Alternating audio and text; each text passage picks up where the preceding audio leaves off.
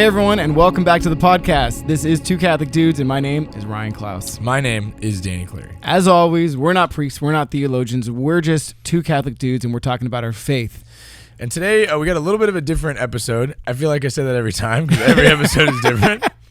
But we're trying... We're going to stress that we're not theologians in this episode. True. Very much so. But also, we are not experts. We're not experts. But we're going to attempt to be. Yes. We're talking about, what is it? What is the name that you liked? Bells and smells. I got that from my pastor. He keeps saying that recently. He's like, because we've had a lot of funerals, and when you have funerals, you get people that don't normally come to church, and he's like, I know we got weird customs. We're a church of bells and smells, and everyone chuckles a little bit because we have our customs. We have our liturgical elements. We have incense. We ring the bells. We got all the things, and everything has a name for it. And everyone's like, what? Why do you have all these weird names, and what are they, and what? You know what I mean? So we thought we could break down some of those liturgical elements, the names, sure, the items that we use that you might know about, you might not know about, you might be confused about certain things. I probably won't know some of these on this list, or at least where they came from, the etymology of them. The etymology, so how they came up with their name. Sometimes it's less exciting than you might think. Oftentimes. Wonderful. But so this is more of a teaching episode, and we were a little reserved about it because we're not experts. You know what I mean? We haven't studied our entire life on the historical the items, places, all the bells and smells. The bells and smells. The context of where all these things came from. We haven't studied our whole lives, but we have been in the church our whole lives. We've seen these, we've encountered them. And I've led a lot of church tours for confirmation where I had a sheet that told me what all these things were. Well, and that's just it. You probably know way more than the average churchgoer does. Sure. Sometimes we undervalue ourselves. We undervalue what we think we know. And we're afraid to speak out and teach somebody else. I remember when somebody asked me when I was 19 years old if I could teach them guitar. They were 14 or 15 at the time. I said, I don't know enough to teach you guitar. I can't do that. And they insisted. And I finally gave in, and I did start giving them lessons. I charged $15 an hour. It was very low rate. So I seriously undervalued myself. Was I great? Absolutely not. It was, but I think they did get some value from those lessons, especially based on the price point, right? But what happened was I learned so much from those lessons. When you teach, you learn way more. Yeah, I agree with that. Because you have to understand the concept to be able to put it into words. You have to understand what you're talking about. You can't just wing it, that's what we're doing today. No, I'm just kidding. We did some research. No, we did research. Look. We got papers. I'm probably going to do this too much. Do the newscaster stack. Yeah. But so don't be afraid to teach, even if it's something that you're still learning about. But when you teach it to somebody who might know less than you, you'll find that you grasp that concept tenfold. Yeah. Right? Totally. So, it's everything's a little trickier, though, when we're talking about church because people are very sensitive about it, and they're like, well, if you don't know, don't talk about it. Yeah, and you know what? I would completely disagree with that. Not that what you're saying is absolutely accurate, but I would disagree with people that say that because I see a lot of the times at youth group confirmation classes, things like that people won't answer, young people won't answer, sometimes answers that they know because they're so afraid to be wrong. Yeah. And I think that's such a bad... Imagine if you never answered a question or you never tried to expand your knowledge because you were just too afraid to be wrong. We would never learn anything new. We would just be stagnant in, well, I know this, but I don't know anything about that, so I'm not even going to bother to learn or ask because I don't want them to know I don't know. Exactly. Dude, think about all the weird knowledge holes that you have in your life. Things that at 37 years old that I should know, but maybe for some reason I never learned. There was a whole episode on How I Met Your Mother on this topic where they all had something that's you should know how to do this. Sure. I don't remember what it was in the episode, but it's just common knowledge, worldly stuff that's for some reason it passed you by, right? And now you've gone so far that you're embarrassed. It's a little kind of similar idea where you meet somebody, you exchange names. You forget their name because that's what happens, right? Yeah. But then you see this person every single day. But after 2 months, of forgetting each other's names, you've gone too far, and you can't go back and be like, "What was your name again?" Because like, it's embarrassing. Yeah, you say, "Hey, Chief." So you just learn to live with that hole, that knowledge hole. Yeah. Right? That's a good point. So There's probably a lot of those on this list of things that you see every Sunday at Mass. And people are like, what is that up there? And you go, that's the thing. you're 55 years old. You're like, I should know, but I'm embarrassed, so Yeah. I don't want to speak out about it, right? Yeah, so this is us saying it's okay. We're gonna just run down this list. Look at a lot of this on this list. I didn't know before last night, and I said it's okay that we did some research even the night before this podcast, because I go, oh, I always knew that thing, and I had those two things switched in my mind, or I knew like 80% of what that thing was, but now just doing a little bit of research, I figured it out, and now we can pass that knowledge along to you. Hopefully, not in the wrong way. Let us know. Again, there's an asterisk on this episode. If we say anything wrong, we're trying to be open and teach you guys, but throw it in the comments and let us know. Let us know the right way to pronounce that word, or the right etymology, or the right origin. Or if you know a fun historical fact about it that we didn't That's find right. on Google. Exactly. Wikipedia is great, but it's probably not all encompassing. So, we have a huge. We just try to think of anything that helps our liturgical practice. So anything that we use in the Mass, that's part of the church, that's that we wear, that we do, that we hold, that we use at Mass. We just try to think of things that have names that we could talk about. And we have some categories that we'll run through. We'll see how much we get through. We wanted to do lists this year and do top 10, top 5, top 20 countdowns, but we're going to see how much we can get through, and then we'll go from there. So if this needs to be broken up into multi-parts, we'll do it. Let's do it. Let's hit the list. Hit the list. So we're going to start when you walk into the church.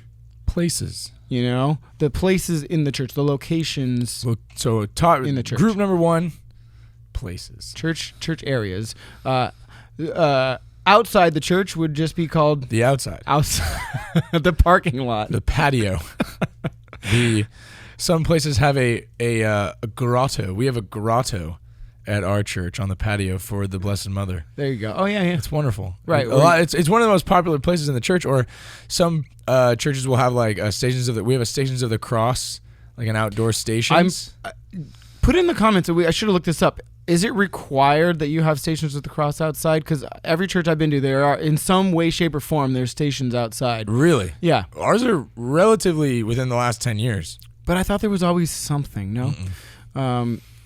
It was an Eagle Scout project. Right. I think. Maybe. God bless those Eagle Scouts. Sometimes those projects are amazing. Sometimes you're like, oh well, but they do great things for the church overall. Yeah, I think that overall they're great, and I think that when you've had like a lot of Eagle Scouts at a church, I think that when you get to the point sometimes where like the Eagle Scouts will come, they'll be like, they did everything already. It's like, I don't know what else you're gonna do, and they just like make stuff up. Be like, we'll put a rope swing, and it's like we don't need that, but it's hard to say no because they're trying to give back to the church. Be like, I don't need a rope swing. What you could always do is repair pews. We always need pews repaired. But like for their Eagle Scout, it needs to be like a big thing. Yeah. So, but like great. It's great. I never made it past Cub Scout, so I don't really know what it takes to be an Eagle Scout. I don't have that experience. So right. I always laugh at that whenever my business manager, she's like, yeah, we got an Eagle Scout project. There's something going on. And I'm like, cool. Great. Moving on. I don't think there's any Latin, Greek, or other for the outside names for the parking lot, but so we move the church itself. You call it the church. Although the different churches are called different things. We'll get into that on another episode. Why? Technical term I think is building. All right, so structure. So we move into the church. What's the first area you usually encounter in the church? The vestibule. Yeah. Or the lobby. It's not if it was a movie theater. FYI, it's not the lounge. Not the lounge. It's not the lounge. But like a lobby is like where you prepare to go into the main area, like at a movie theater or like at a even like a convention hall. There's like a lobby. Yeah. And then there's like where the substance is going to be. So like a vestibule, at least I'm only speaking to the churches that I've been to or attended. Most of the time I feel like, at least, and at Holy Cross, the vestibule is like where signups are taken for Boy Scouts. Knights of Columbus, or Usher's going to hand out the bulletins at the end. You got pamphlets and put things on bulletin boards there. Yeah. It's just like the kind of like, oh, what else is going on before I like, and I look at it the same way. Say, I'm going to use my movie theater analogy. You're at the movie theater. When you go to the movies, there's the what's coming up next, like coming soon. There's those kind of things, or you get your snacks. We don't really have snacks at Mass. But you know what you do have? You prepare to go into the movie theater by getting treats and stuff like that. But we do have the baptismal font, holy water. Whether the baptismal font's in the back or there's holy water fonts. Yeah, holy water font. That's what I meant. So you can come and you can get some holy water before. We'll get to those parts of the church. So it's like the prep zone. Yeah, it's where you prepare, because you walk into the church, but you need to prepare before you walk into the main part, which we're going to get to in a sec. But so all of those. There's bathrooms usually there. Well, yeah. Well, and something that I think that I had a bad habit of when I was like ushering a lot, especially when I was younger, and I think a lot of people have, is people think that they go into the vestibule and they've just entered a different world and it's soundproof. And there's people that go in the vestibule and they're just like, maybe they're doing a fundraiser in between masses and they just like are going crazy because they don't think that they're in a different place. Right. That's why I said it's not the lounge. But yeah, it's not a place of hanging out.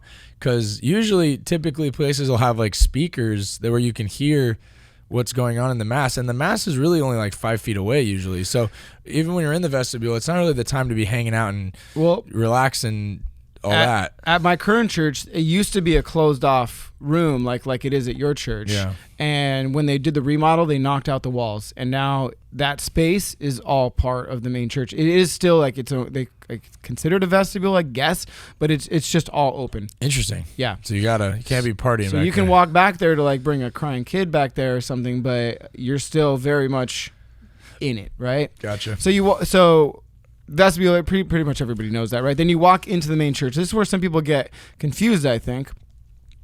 So do you know the term when you walk into the main part of the church where all the pews are? So it's the nave. The nave, right? And I would get confused because I would be like, oh, let's walk into the sanctuary, thinking that the church, that's the sanctuary. I thought it was the body of the church for a long time.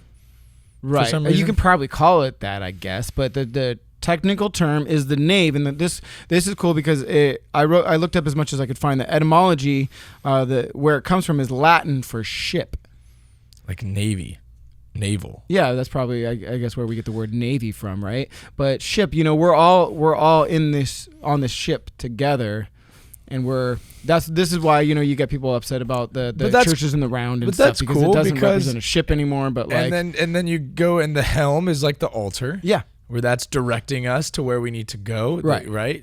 That's cool. And this is why people get so mad about churches in the round. Yeah. And we won't get on that right now, but because now it's no longer. It's not a boat anymore. It's not a boat. We're in like just we're in one of those big tubes that you ride at like California Adventure down the water rides, where it goes from a ship to a tube. We're tubing. We're just circles.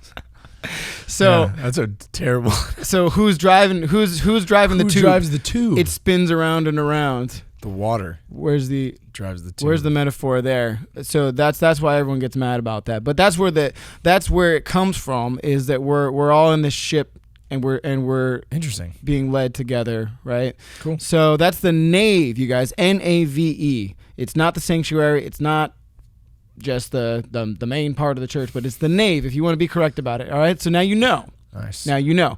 In the nave, you got your pews. I put this on a here we go. Pews. You got all the church jokes and memes about it. Star Wars. Yeah. The stormtroopers shooting out pews and it says pew pew. Yeah. Hilarious. Or it's like if you eat, what was it? If you eat a lot of beans before Mass, you get your own pew or something like that. Oh no. But the etymology for that, so most of the etymology of these words come from Latin or Greek. Gotcha. Right? But this one actually comes from French, and it really it was derived from one thing and another, and it comes from the French word pew, and then we just said pew for English, but it really just means a bench. Really? It just means a bench. Cool. It's a place to sit, bench. But pew seems better than bench. Pew does sound better than bench. Right? So you got your pews in your nave. I'm gonna spice that up next time I'm teaching. Be like, and these are the pews, guys. Now these come from a really deep historical word. Can anyone tell me what they think pew means? People are gonna be like, place to sit before the Lord and all this other stuff. And be like, it just means bench. There's a bench in the church. Bench in the nave. All right. There's a bench in the nave. Take your bench in the nave. That's funny. Okay, and then I alluded to it earlier. You know, some people get it mixed up, but the sanctuary is the main part where like the altar and the ambo and all that is. Yeah. So the sanctuary, exactly. It's the area surrounding the altar where mass is really celebrated. Yeah. That area, everything's generally directed towards the sanctuary. Yeah. So you have the altar at the center, the pinnacle part of the sanctuary, but then you have the other main liturgical elements. So the ambo, which we'll talk about, the presider's chair, and the deacon's chair, whatever else. They always get the short end of the stick on the chairs. Like a little smaller chair there. I didn't look it up. I wonder if is there a name for the chairs? We call it presider's chair. The presider's chair. Yeah. Well, I didn't look at it. I know there's a special name for the seat of the archbishop or the cardinal. And for the Pope, there's a name for that. Like golden chair. Yeah, right. Yeah, sure. This shows us. Look at that. We're trying to be vulnerable. Like, we don't have the answers, you guys. We don't know everything, but we're trying to teach some of what we know. We're gonna get into some of the juicier stuff that you might have never known later. So stick with us. You're like, I know all this. They're like, move it along. Altar, great. We got it. You guys just hit watch on 2.5%. We'd appreciate you watching all the way through. It helps the algorithms, but just put on two times speed. Okay, so you in the sanctuary, yeah. I mean, so that's something to know. You know, it's the altar, everything surrounding. So the altar, including the cross, because you have to have a cross back there, a crucifix specifically. Yes, correct. Everything on the altar. I got yelled at recently about that because we moved the mass outside, right? Yeah. And obviously we didn't take the statue of the crucified Christ off the wall way up there and move it outside. Right. And like all we have is like our processional cross that like the altar server carries in. Oh, yeah. And so but that's a crucifix on it. But during daily mass and some of the earlier masses where there was an altar server, like the processional was just the deacon and the priest. And the cross didn't come out, and I didn't like think about it because I was too busy doing other stuff. Right. And some guy came up and he was like, "According to the rubrics, you need to do this." And I was like, to be a valid mass, you gotta have that crucifix. But on the side of our parish hall, where it's in front of, there's a giant metal cross a foot away. So yeah, like doesn't that count? I don't know. If it's in sight, and then there's obviously that is 1,000% in sight. I just thought it was interesting. He's like, you got to have that out here. I'm like, bro, if Monsignor didn't tell me, don't you think like he knows? And then I told Monsignor about it. He's like, it's technically a cross. It shows have a cross, and the building has a cross. Right. I was like, so yeah, there's always exceptions, and so we're outside. The other thing you need to have to make it a valid mass is candles lit on the altar. We do have that. But like, so on a really windy day when we're outside, you have to at least attempt. You know, what we try to do, if we're attempting 4 times and they blow out, and we let the wind settle, and we try again and they blow out. It's not going to happen. And God's not going to say, okay, you know, the candles aren't lit, the mass is, you know, null and void. Well, what we've been doing is like you get a really long holder and you like let the candle burn like halfway. Right. Because then it's when it's at the top that the wind gets it, but when it has like a longer holder, it protects from the wind. So that goes back to, you know, put in the effort, because if you didn't plan for that, you're like, okay, we are doing masses outside, but you have the littlest candles with no protection from wind. You could have thought about that, and so grab some candles that do protect from wind, and so you can actually have lit candles, and you don't have to just be like, oh yeah, we tried, sorry God, you know, make that effort. But in cases where it just doesn't work, it doesn't work, and God's not going to cancel your mass. Yeah. Right. But you got to try. Okay, so that's most of like the church areas. No. Actually, no. We got some more. We got more. We're just talking. You go. Too long. Well, the other thing I want to talk about the altar is typically a church will have like a relic of some kind of whatever saint or piece of the cross or something like that like from whatever the namesake is, and that usually goes like in the altar area. Mm-hmm. In some of the really, really huge cathedrals and stuff, they literally have like the bodies of saints like buried underneath the altars and things like that. I have no idea if my church has a relic. I'm gonna find out. That's like the first thing. I've been thinking about it all day since we talked about it. I'm gonna go figure it out because I want to know if we have one. I'm sure we do. Yeah, not every church has one. So I'm gonna be mad if we don't. Then you can. I'm gonna go on eBay. Can I find one? Maybe. No. So if you guys don't know what a relic is, it's like literally like part of something holy. Something holy, like usually a saint. But a lot of churches do have a piece of the true cross of Jesus Christ. Like I'm talking a little tiny sliver of the cross. But at this point, we might do an episode on that. I listened to a Catholic Stuff You Should Know about that. And there are so many little slivers of the true cross that it would end up being like 76 full-size crosses. So there's obviously fakes out there, which is unfortunate. Yeah. But you might have like a little piece of a toenail of a saint, in your altar. Interesting. Or like a finger or something like that, or what I mean? They're like that's what a relic is. It's the ring of a saint or something. No, it's got to be tangible. It's got to be like them? part of their body. Yeah. Wild. Right. Yeah. So imagine there's I don't know. I wish I looked it up, but there's like there's places where like the whole saint is like in there. Yeah. And like on display. Well, and the ones that are on display are like the incorruptibles, which we might have an episode on as well, where it's not like, well, some of them, it's almost like it look like they died yesterday, and that's a miracle in itself. Right. Well, all of it's a miracle, but any time that the decomposition of the body is slowed down or halted, they put that in. It's literally a miracle, guys. There's crazy stuff that happens that a lot of us don't know about unless you listen to podcasts kind of like ours. But Catholic Stuff You Should Know, Catholic Talk Show, they've talked about these, and it is marvelous. Like God is doing miracles in our lives. It's not 2,000 years ago. He's doing miracles today. Yeah. Right. I want to look into that more. Yeah. So ask your pastor. Do we have a relic in our altar? Yeah. Sometimes it's this your patron saint of your church. If you're lucky, it's a piece of the true cross, the real one.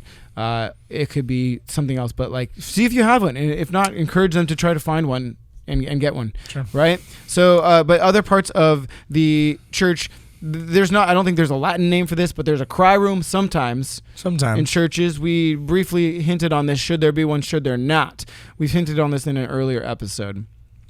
I think it's fine. Crying kids in church could be a beautiful thing.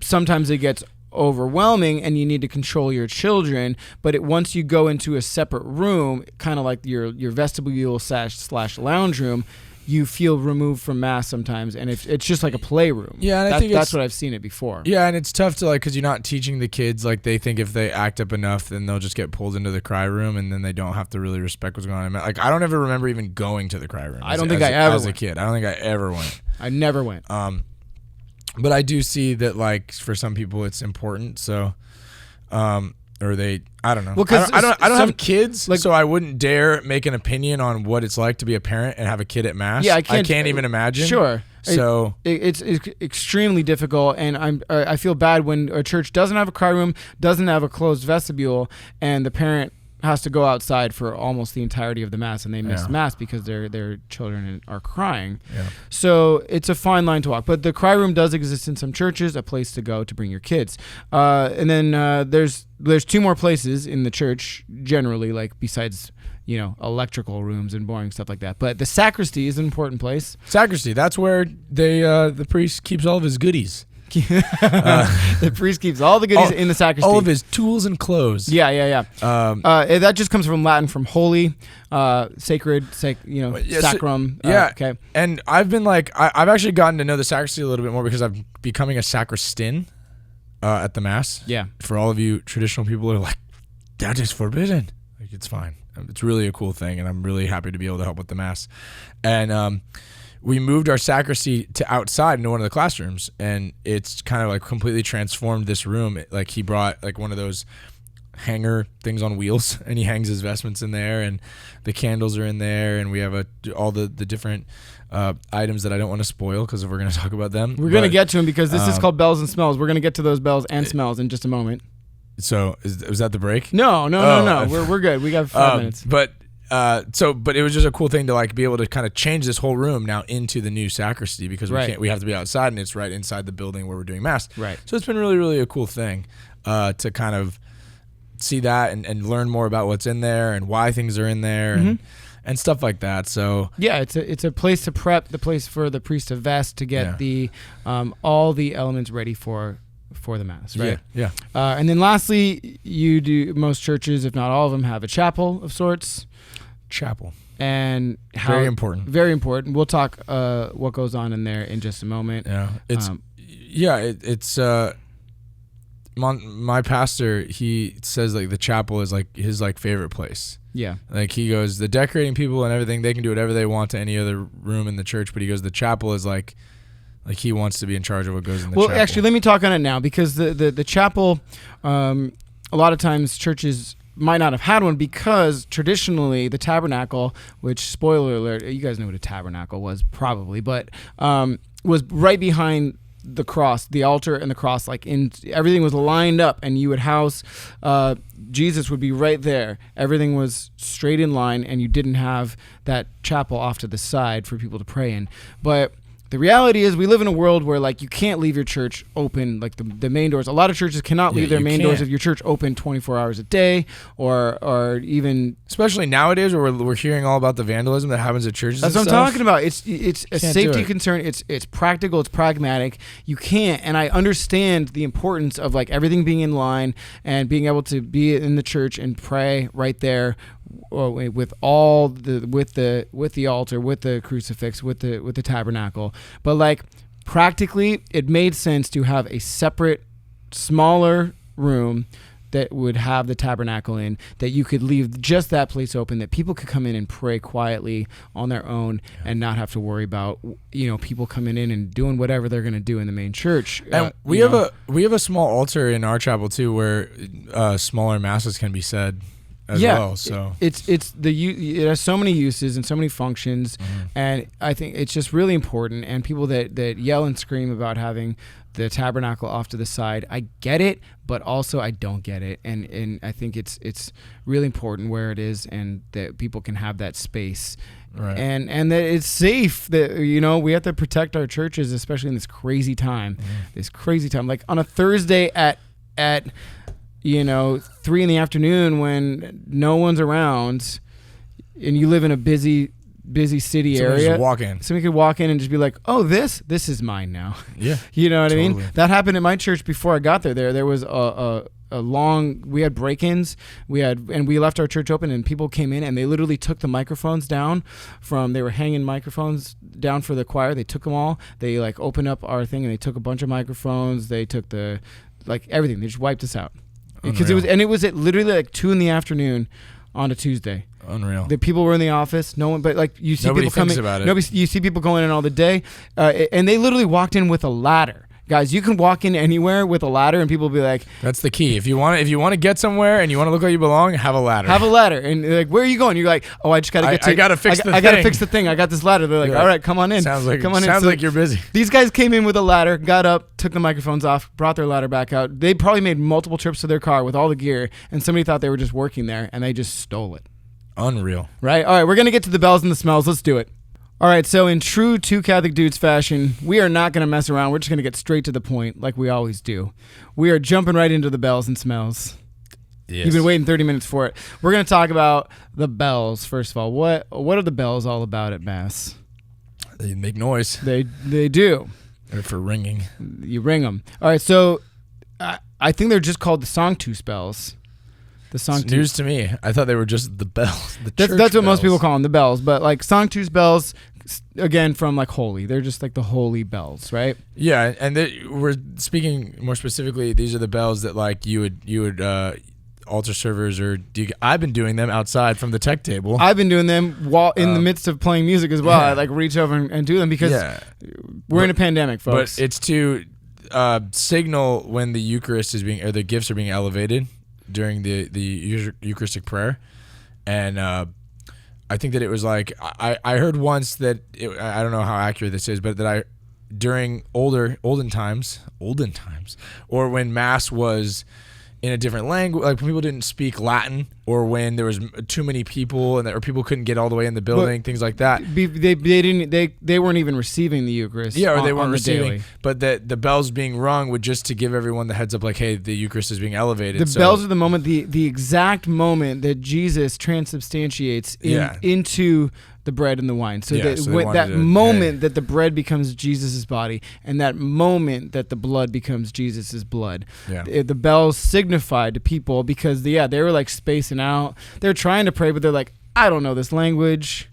I also was told that, so I don't know how you ring the bells, but if people just kind of, and there's different techniques, but yes, I was told that more recently we've been doing it a specific way, that it's supposed to be just 3 rings. It's just like ring, right? Ring, numbers are important. Ring. Yeah, like that's how it's supposed to be done. I don't know if that's true. Like, one of the deacons just said, "Hey, you got to do it this way." So we didn't look that up either, but that's what I've heard, and so that comes down to a culture thing. If nobody knows, people ring it, and no one corrects. Exactly. And they just ring. And everyone's like, that's fine. We got the bells. That's good enough.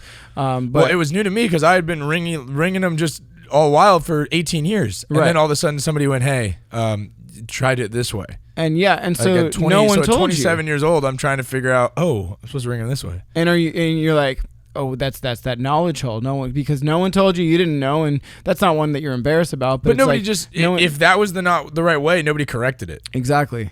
So that's where it stemmed from, is that people couldn't receive, people didn't speak the language, people didn't know exactly what was happening during Mass. They were trying to participate, and especially because they couldn't receive the Eucharist. Like, in that moment when those bells rung, that was like as close as they could get. They're like, this is the moment that Jesus entered into this place. Yeah. And so people would, I told you on a different podcast, people would run from church to church to try to hear those bells as many times as they could in one day and experience God coming into the church. Interesting. You only need it once. But that's cool. And then there's other kind of bells that are my pastor will ring them when he enters for daily Mass. Yeah, you got a little thing on the wall, and he pulls a little string. Pull the chain, and the bells ring. But that just signifies, hey, Mass, please stand. Yeah. It's basically, I call them the please stand bells because it's when he rings them, you stand for daily Mass. Right, and they're the holy bells, the Sanctus bells. Yeah. So when you ring them, you're signifying something holy is happening. Mm-hmm. So, when you're in church, you're in a holy place. But we, sometimes you're sitting in the pews, the benches. You're on the benches and you're chatting with your friend. You're talking to, the old ladies are catching up. What happened during the week? They're talking about their grandsons and stuff for a daily Mass, whatever. But then those bells ring and you say, it's time to enter into a holy place. Yeah. Cool. Right? Super cool. So but it's also like, Mass is the beginning. Everyone rise. And I think it's one of those things where it's cool to think about that reasoning behind it, because I think so many times, especially when I was younger, and a lot of people when they're younger, they're just saying the bells, you ring the bells at some point. There's bells involved. But they don't know, to right? know, why are the bells important? And it's really more of a cool thing, I think, of why the bells are rung. And then we go to during Lent. Well, I want to speak on what you just said. Is we need to be teaching, we need to be catechizing, and if we're training our altar servers, just this is what the function of what you have to do when you have to do it, but you're not telling them why. It doesn't mean anything to them. Yeah, and everything is getting lost on them. And they're like, yeah, you're supposed to ring it at this part of the Mass. I think. I don't know why. But and they're probably doing it half wrong, like you said. But we need to be catechizing them and telling them the importance of it. Even if you feel like you don't have all the answers. We don't have all the answers. We only have a small fraction of it. But we're trying to teach you, because maybe you're that altar server listening and you're like, oh my gosh, I want to change it and ring it 3 times because that's the way we're supposed to do it. But no one told me, right? And then maybe someone teaches us and they say, oh, you guys were telling this, but you missed these points, or you said this one thing wrong. Please teach us. Yeah. It's up to all of us to catechize. Yeah. Right? And not be afraid just because I don't have 100% of the answers to not speak on it. Totally. Okay, so then during during Lent, there is no bells. During the Gloria, there's no bells. No bells at all. Yeah. You take out the bells. Yeah, so there's 0 bells. And then I always, it's our time of fasting from, it's not that we're not holy in those moments because they're the holy bells, but it's just our time to fast from, the glorious, the joyfulness of that season. Well, and to then long for it. When the glory to God comes back at the Easter Vigil, my pastor just loves bells. So they get rung the whole time, the whole way through. And the Alleluia, I believe, as well, yeah, right? they just it's like straight welcome through. back bells. They're going through, and you can't even hear anyone singing the glory to God, but like the bells are just. And he brings. And so we have we used to have everyone from home bring a bell. And you have the altar service ringing the bell on the wall. They're ringing this bell. It's like you could be singing in 6 different keys. Yeah. And like Leo did, singing the wrong words. No one knows because you just hear the bells. But it is there. It's a beautiful, albeit loud sound during that. But to see hear the bells come back in such a joyful manner during the Easter Vigil and Easter morning. Mm-hmm. Some people ring it all throughout the Easter season. We do, yeah. The whole Easter season.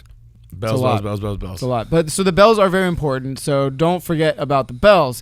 Now, what about the smells? Let's talk about those smells. So are we talking about the Pews situation that I was alluding to earlier? No. Okay. So we have smells because we want to bring us fully in participation with Christ through our human senses. A lot of it relies on our sight.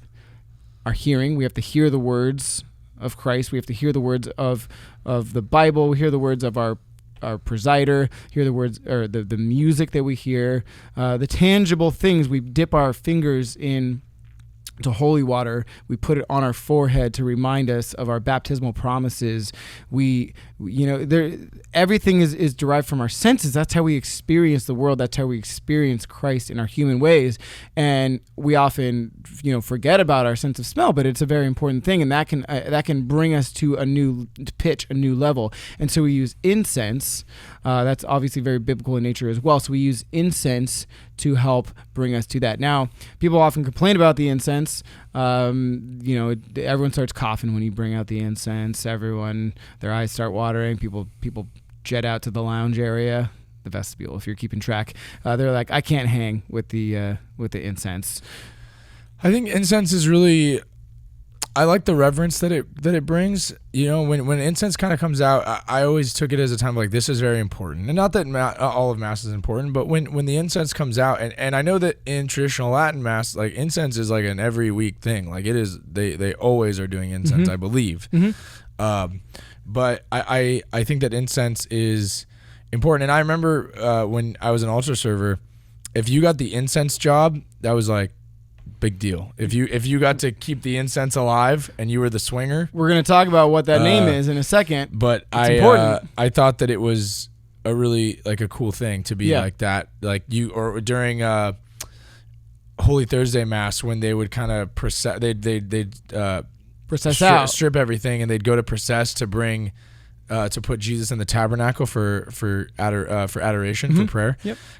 And you got to be the swinger behind them, and then you'd have to hand it to him, and then he goes and he gives it back, and you got to scurry out and make sure it's cleaned properly. That was always my job. So there's a name for that.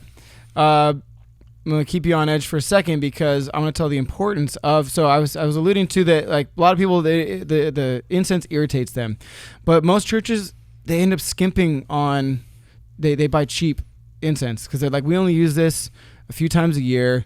We got like the little coal. They buy literally like the cheapest incense because they're like, no one likes incense. It irritates. Well, it irritates them because you buy the cheap ones. I heard that if you buy like that cheap incense, it's literally made from. There's like wood chips in there. They grind up these wood chips along with whatever else, and we're like breathing in wood chips, and that's why everyone's coughing.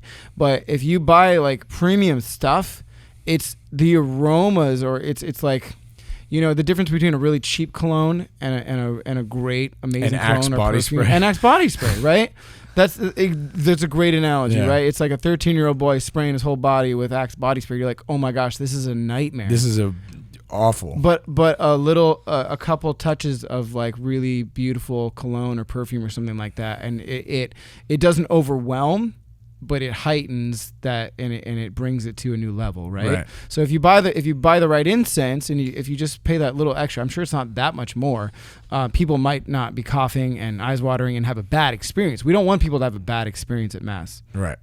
Okay, but there are names for it because we have names for everything. So the incense holder and the chain and the whole thing itself, it's called a thurible. And the thur comes from Latin for incense. Clever. Super creative. So you have pew, bench. A lot of the names of things just come from like incense. This is what they are. It's just it's incense, and we just like we derived it, and that's where the word is. So thurible, the incense bowl. Thurible, yeah, it's the whole contraption itself, from the chain to the metal casing where you put the incense in, where you light it, the coals, where you hang it. Exactly. But the person you were saying that you want to be that person who swings it. You have a name when you are that person. When you're it's probably not the swinger. It's not the swinger. The swinger. The altar servers probably call each other the swinger because they haven't been properly catechized. But they are the thurifers. Thurifers swinging the thuribles.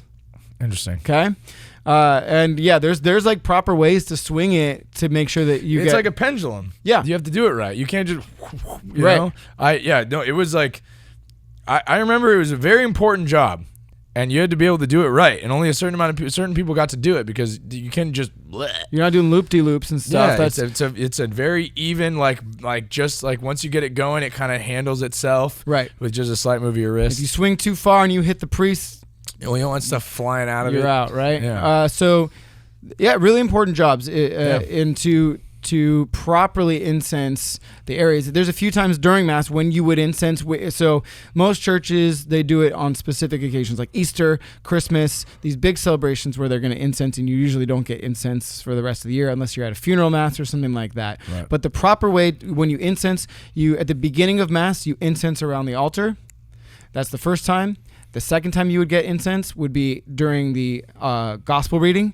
Right before they read the gospel reading, they're gonna incense around the ambo, and then you would incense during the offertory. Don't you incense the book? Yeah, you incense the book. You incense around the altar, and they should keep the incense going while they're reading it. Kind of cool, right? And then the next time you would get it would be during the offertory. So after the gifts are being presented, you're preparing the altar for the whole Eucharistic prayer and the most important part of the Mass. So you incense around the altar, you incense the presider, you incense the deacons, and then it's pretty cool because the last part, when the congregation stands, you go out and you incense all the parts of the congregation, and we bless essentially the entire church and prepare ourselves to enter into the holiest of holy places in the Mass before the Eucharistic prayer.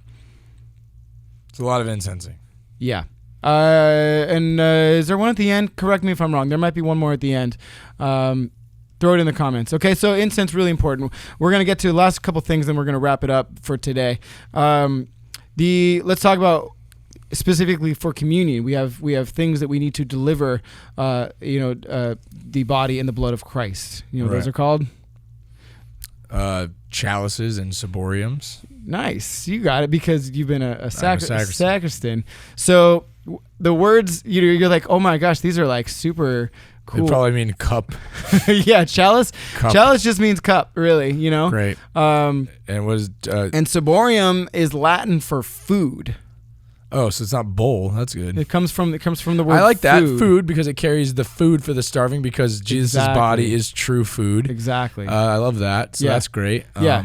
That makes sense. See, that's a cool thing. Right. Like everything else is like, we need this really creative name for this cup. It's like chair. It's called it's cup. It's a bowl. Cup, yeah. Like, great. It's super creative. Good job, everyone. Right. It's a bench. But then we go back to, this is taken off tradition. Like how Jesus wouldn't have called something super weird. Hey, you guys got any cups? Give me a cup to put put this drink in, or he was just eating with his friends. They didn't have like, bring me the most finest ruby encrusted chalice you can find. There weren't all these extravagant names. That's why.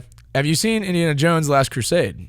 Yes, I love that. When they go into that room with the Crusader, and there's spoiler alert. Spoiler alert if you haven't seen Indiana Jones: Last Crusade, but there's all those different chalices all over the place, and they're like, which one's the Holy Grail? And it's the cup of the carpenter. Yeah. And the cup itself looks awful, but the inside is plated with gold, because it's what's inside of that cup is where the power lies. And I think that's the same with obviously these saboriums, these chalices. Once the Eucharist happens, it's not necessarily, you can have the most beautiful and great looking chalice in the whole world, but it's not the chalice that was important, but it's what's within it. That's what's important and what's beautiful. And I don't know. I loved that point, like that thing in scared Indiana the crap Jones. out of me though when I was a kid, like watching this right before he chose the right one. That guy went in and chose the wrong one. He chose the most extravagant, the giant golden cup. Yeah. And what happened to him? He turned into like dust. Or he something. He rotted. He like aged really quick, and then he turned into a skeleton, and then he turned to dust. But it was like, it's super janky VFX now. You look back, but like when I was 10 years old watching that, I was terrified. You're like, Danny. Indy's got to choose the right cup. I was like, oh my gosh, it was violent. It was like violent. I'm like, how is this movie? That ghost who's just like, you have chosen poorly. We need to do we'll do a whole recap on that movie. Is great. The Last Crusade? Yeah. Awesome. Both that and Raiders of the Lost Ark. Don't really like Temple of Doom, but Raiders of the Lost Ark. Temple of Doom is weird. Temple of Doom was the first PG-13 movie, I believe. Correct me if I'm wrong. Yeah. PG-13 wasn't a rating before. It was just PG and R? Yeah. Interesting. It was either Temple of Doom or that was like the second one. It was right around that time when they're like, this is like too much for PG, but it's not quite R. Because like when that dude pulled his heart out of his chest, you're like, oh my gosh. He does it multiple times. Yeah. It's crazy stuff. So, but Indiana Jones 3, they got it right, man. That was a great movie. Great Indiana movie. Jones 4. With Sean Connery. Indiana Jones 4 with Shia LaBeouf and the aliens. I was down. I heard they're making another one. Hopefully not. But yeah. Anyway, but to the point, back to what I was saying about that it wasn't about how amazing, and I know that there's beautiful chalices and beautiful things to and I also think that the point of like the King, Christ the King comes down and is physically there in the Eucharist. So if the King was somewhere, you'd want to present to him the most beautiful throne. Yeah. The most beautiful way to carry is in a beautiful chalice and something like that. Like I understand that too. We want to give our best to the Lord, but we don't want to overreach, right? So it's like the tabernacle isn't a cardboard box, right? It's beautiful and gold, and there's curtains, and we have one where you put the key in and you open. It's like 4 doors, or like right. But I think it should be rational, or the ratio should be appropriate to what that church can afford. Sure. It needs to follow the rules and the regiments, and we need to make it as beautiful as possible. But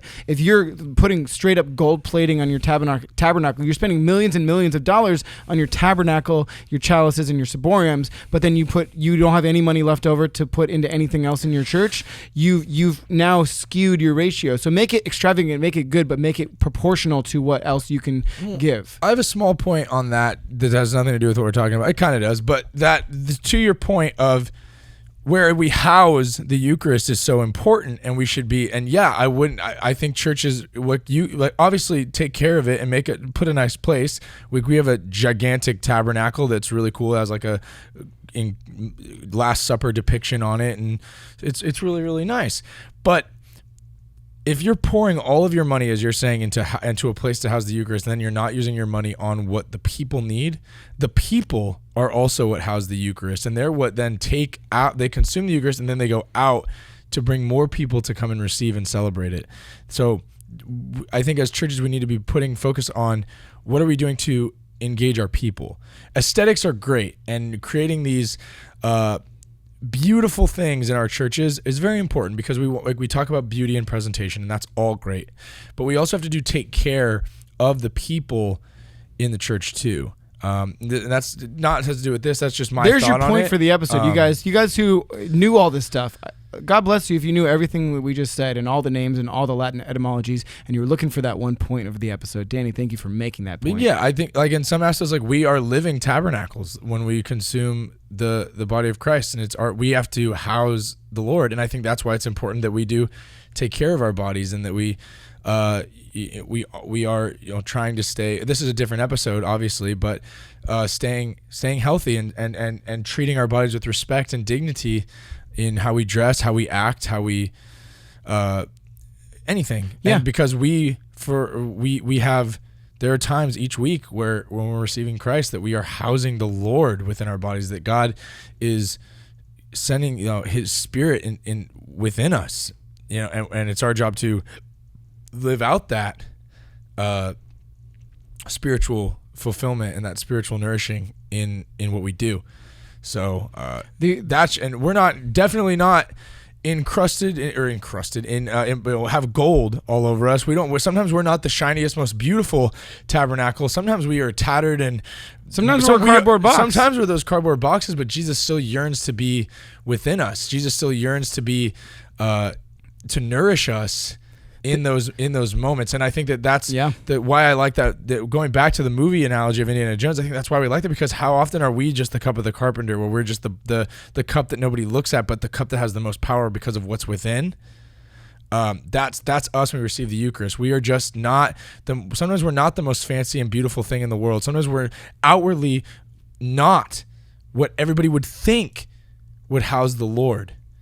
But it's what's within is important, and God still calls us to come take part in the feast and be those vessels for Him. So that's my point. That's the point. That's the point of the episode right there. And I think, that's the beauty of our faith and the beauty of what Jesus did for us by coming down, by dying for us, by offering Himself every time we step foot into church for Mass.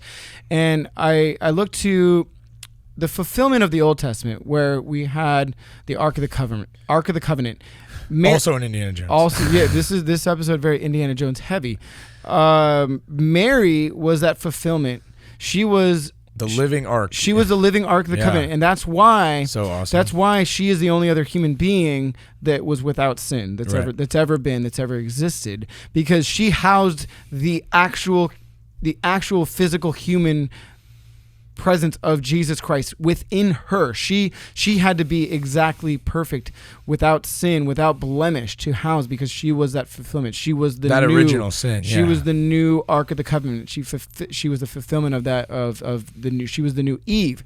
But the fact that Jesus allows us to house Him, though we are imperfect, though we are with blemish, though we are sinners, and we sometimes feel like cardboard boxes, and we feel like we don't have, like you said, but He still allows Himself to come and enter into our lives. Well, that's the thing that's the point that changes people's lives. That's the thought that changes people's lives, is that not only does God see you and forgive you, not only did God die for that, the broken sinner, God died for you, but God also wants to fulfill you, literally fulfill you, physically, spiritually, mentally, emotionally. God wants to completely fill you up. He wants to die for you, forgive you, and then He Himself come and fulfill you. It's beautiful. It's amazing. That's a life-changing. When people are like, why is faith important? That's why. Right. Because no matter how far away you feel, no matter how broken you may feel, God forgives you, and then He not only picks you up, but then fills you so that you can continue to go on. And He does it time and time again for you. Yeah. And every Sunday at Mass, you have the ability to run to Him in the Eucharist and be fulfilled. It's amazing. And He will come in and He will enter into us, whether we have that, we feel like that cardboard box ready to house Him, or we're the most extravagant gold-plated gold-crested box. Yeah. Obviously, He wants us to be the most extravagant on the inside and the outside. Mm-hmm. But the more we receive Him, the more we will desire and want and strive to rid ourselves of that cardboard box life, and want to continue to better ourselves to be that properly house the Lord. Yeah. But He won't restrict our access to Him based on where we currently are. Yeah. Right? You're right. Totally. So, two more things. I wanted to finish this list before. We have a whole nother list we're going to save for another episode, so stay tuned for that if you enjoyed this. If you hated it, comment, and maybe we'll cancel that episode, all right? But we want to try new things for you guys, right? We want to be as informative as possible. I just wanted to have some... get some confusion out of the way. There's two things that sometimes confuse people: ambo and ambry. What are the ambo? What's the ambo? What's the ambry? Well, I think those are confusing in name, right? But there's one more. We got time. We're gonna crank this out. But ambry is where you house the holy oils. Yes. For the catechumens, confirmations, anointing of the sick, baptism, just all the holy oils that they get like Monday of Holy Week, right? They go to this big mass, and the bishop of the area gives it to them. So that's where that is. AMBRY. Yeah, it's like at our church, it's like a glass case. Yeah, I think they're always a glass case. The ambo is where you proclaim the word of God. Right. And so I think that the bigger confusion that I just this year learned really truly, which is kind of embarrassing to say. It's knowledgeable, and it's fine. That's fine. There's catechize. Let's catechize, guys. There's the lectern and then the ambo, two different things. Right. Right? Opposite sides. And for every time there had been an announcement for any reason, like Boy Scouts or sign up for popcorn sales and all that other stuff, people would just go to the ambo and they'd make this announcement at the end of Mass and stuff. And then when my new pastor came, he was like, that's not what that's for. The ambo is for proclaiming the word of God. So even music that's part of Mass, if it's not the psalm, if it's not the word of God, you're supposed to be doing it at the lectionary. Right. That's where that happens. The ambo is for the gospel, the psalm, the homily, or in the sense of a funeral, I believe you can. Are you supposed to? You're not supposed to do a eulogy from there? Nope. So then it's just for the word of God, people. Yep. And I didn't realize that. Like, I didn't know. That's a new thing. You weren't catechized. I wasn't. God bless our previous pastor. I love him to death, but he didn't inform us, and he let it. That was one of those things he just let slide. Sure. I'm sure, but so that's no fault. I'm not faulting him, but we need to take it. We need to take account, and if he didn't tell us, somebody else who knew should say, hey, we're better than this. We need to go. We have a cantor stand over here. We have a lectern. Yeah. Let's go to here. They're both pulpits, places to do announcements, places to proclaim. Speak, yeah, but the ambo is specifically for the word of God. Yeah. So I had no idea. Right? We need to make that distinction because everything we do in liturgy matters. And if we brought up a tattered book to read the gospel out of, but it also had notes from the environment, people who were setting up, and it had the dinner, and it had your dinner reservations on the next page over, it doesn't mean the same. Right. When you have you need to have sacred things. You have sacred things, and that says something that's why we're running out of time. But so it's ambo. It's not amber. I feel bad because there's some people who've been helping me out at my church. They keep saying like amber and ambro. Bo. It's ambo. But those are those knowledge holes, but we don't teach people, right? Yeah. So it's okay. It's okay. It's ambo, ambry, but let's reserve the ambo for the word of God. All right, I think we got through the list. We have like 1 minute to wrap this up. Yeah, guys. but there's a lot of cool things about the church that you may not know, or that you think that maybe you did know and you just enjoyed listening to us chat about it. But we'll have another episode on the rest of the stuff. We thank you guys for listening to this kind of it's another new form of just trying to expand our knowledge by trying to expand the knowledge of someone that may be listening. And Exactly. Maybe you knew all this, but maybe there's somebody in your life that doesn't know this stuff. Share the podcast with them. Maybe it's a new way for them to kind of get that info. I know confirmation classes and stuff are starting. If you want a fun way to teach people about what's going on, share the podcast with them. Yeah. Follow us on Instagram, Patreon, Facebook, Two Catholic Dudes.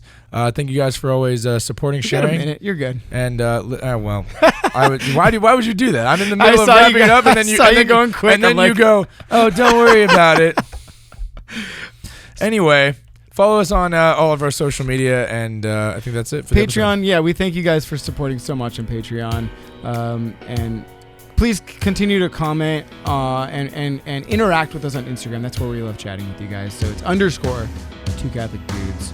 But we hope you guys enjoyed this. We hope you're having a good week. And as always, we'll see you next week. Thanks for joining us. Peace.